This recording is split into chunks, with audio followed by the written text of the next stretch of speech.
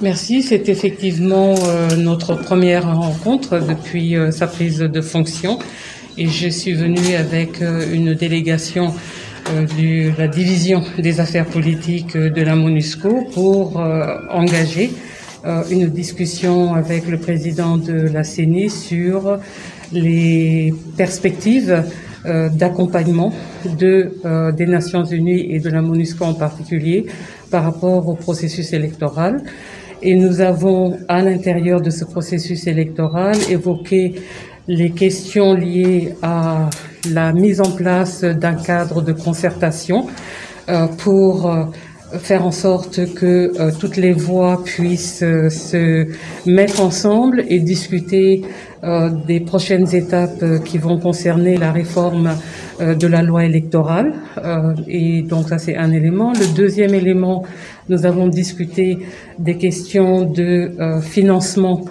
des élections. Nous avons abordé la question de la complexité de l'organisation des élections au niveau local, qui est dans le programme d'action du gouvernement. Nous avons aussi parlé de ce qui concerne l'assistance de la communauté internationale en général et le fait que tout le monde est disposé à accompagner la CENI au mieux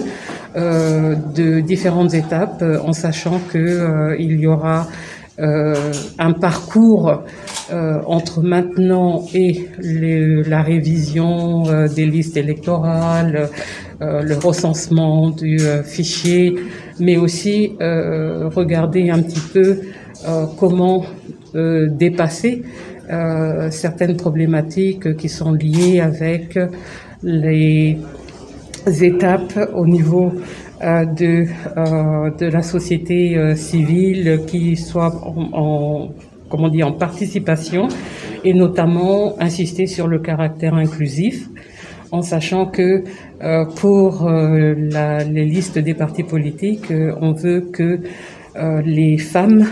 soient bien prises en compte comme candidates, comme électrices. Il y a bien d'autres éléments que nous avons discutés, mais tout tourne autour de comment les Nations Unies sont prêtes à accompagner la CENI.